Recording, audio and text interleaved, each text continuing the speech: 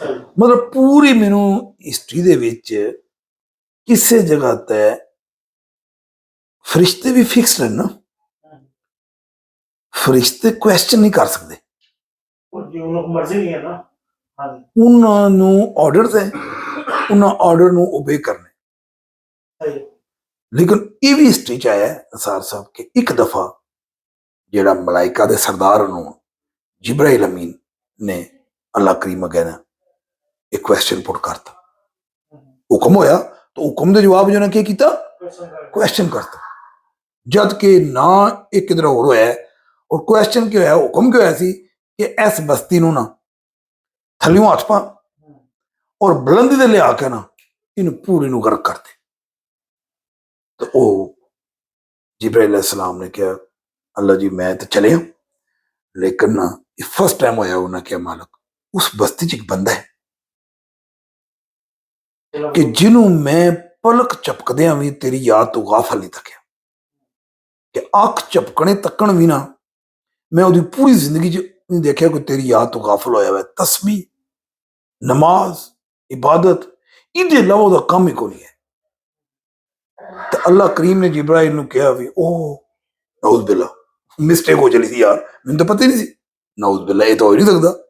तो अल्लाह करीम ने क्या किया जिब्राइल नू कि जिब्राइल पहला मणका उहदा पढ़ना ही, पहला मणका उहदा पढ़ना ही, कि उसनू गैरत नहीं आई कि बाहर मेरी शरीयत दियां मेरे अहकामात दियां धज्जियां उड़ाई जा रही और अंदर वड़ के वो दे मनके दा मनका। यार इस तो बड़ा लैवल जिहदी गवाही जिब्राइल अलैहिस्सलाम दे होण बड़ी बड़ी गवाही है ना, कि इबादत और उहदी तारीफ उहदा जिक्र करने दा लैवल इस तो बड़ा क्यों है कि उहदी गवाही जिब्राइल अलैहिस्सलाम दे रहे।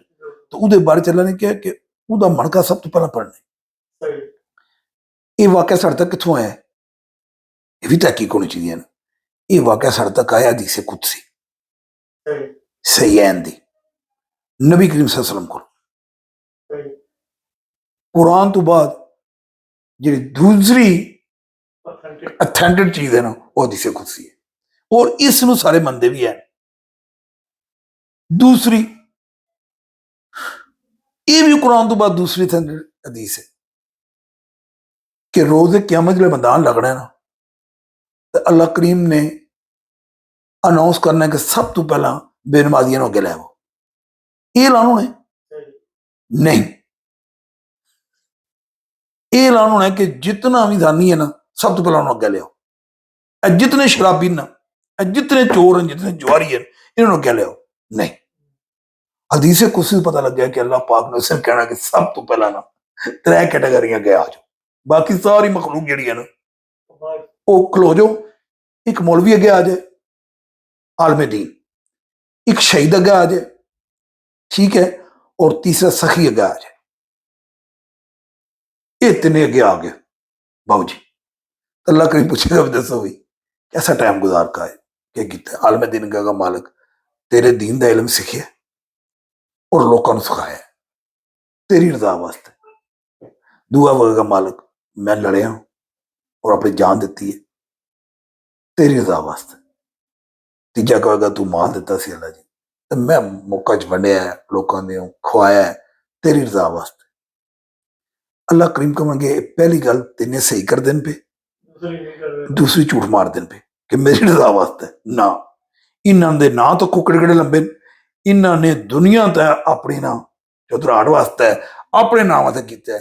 इन्हों ऊंदे मूंह अल्लाह आदा पे ऊंदे मूंह ना इन्हों घसीट के दो सटो।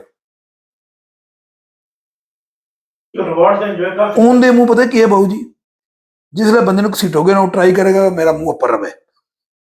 आहो यार तो ऊंदे मूंह तो मतलब पता की है भी इन्होंने मूंह थला हुआ है तो घसीट के लैके जाओ, इन्होंने पता लगा कि घसीटना किनू आदे।